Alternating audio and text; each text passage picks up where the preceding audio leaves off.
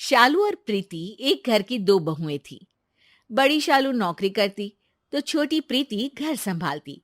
दोनों के दो दो बच्चे और सास ससुर। अरे प्रीति बेटा, तेरी बुआ सास कुछ दिनों के लिए रहने आने वाली है।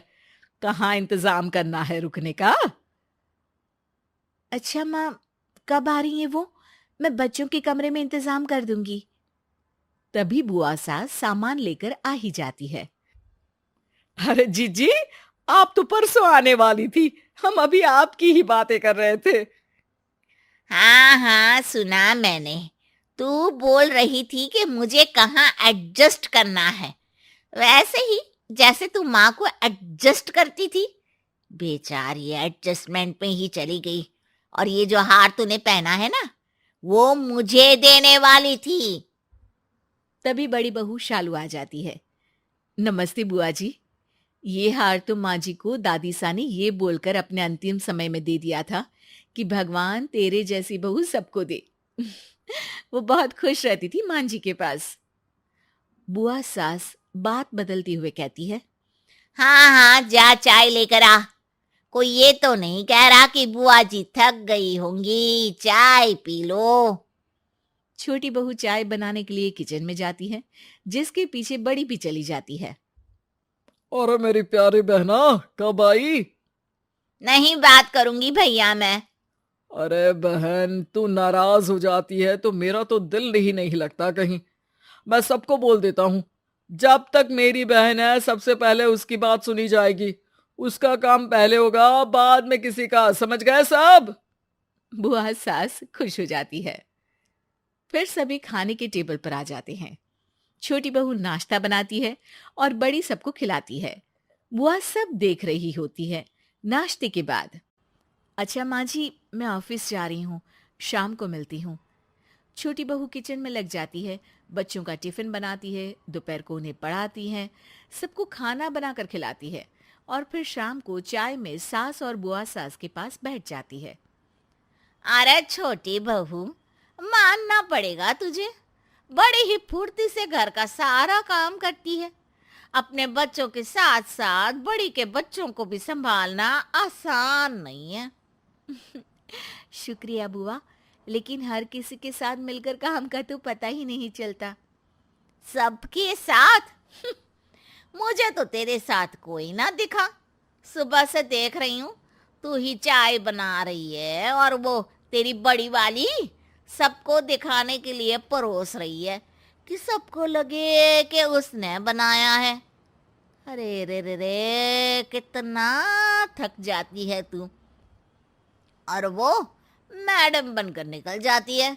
नहीं नहीं बुआ जी, ऐसा कुछ भी नहीं है।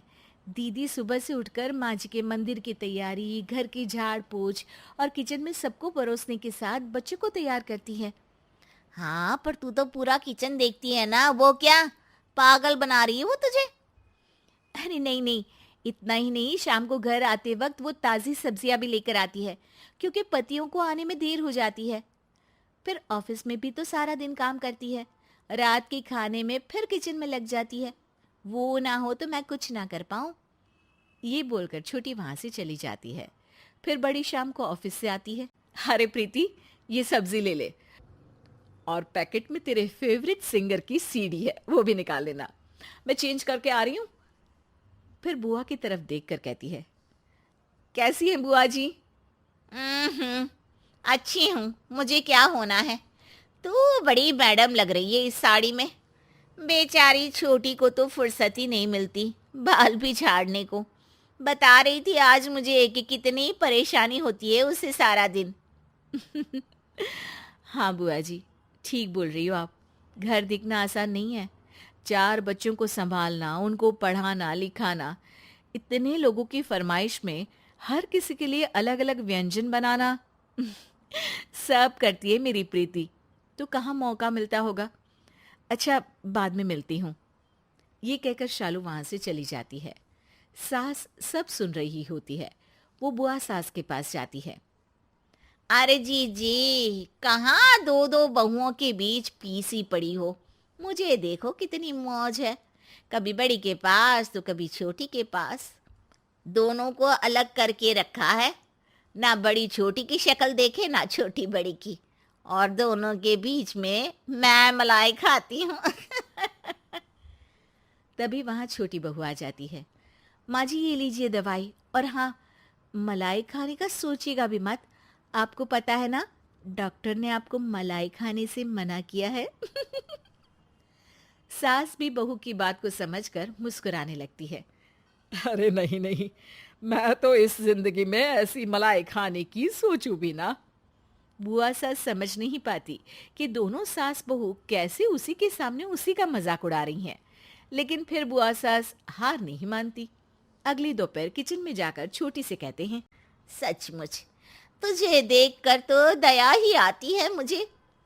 क्यों बुआ जी, मैं क्या इतनी बेचारी सी लगती हूँ? अरे नहीं नहीं, मैं तो ये बोल रही थी कि कितना काम करती है तू। नहीं बुआ जी, दीदी मुझे सुबह जबरदस्ती चाय और नाश्ता ना कराए तो मैं तो सारा दिन भूखी रह जाती। वो मेरे बिना नाश्ता नहीं करती, फिर उन्हें ऑफिस को देर ना हो जाए तो मुझे नाश्ता करना ही पड़ता है। वो मेरी जिठानी नहीं, बहन जैसी है। बुआ की बात एक बार फिर सास सुन तो लेती है, लेकिन कुछ नहीं कहती। शाम को बुआ बड़ी से कहती है। कितनी मेहनत करती है तू, घर का काम, बाहर ऑफिस का काम। अरे फिर क्यों इतनी मेहनत की कमाई को सीढ़ी खरीदने में बर्बाद करती है?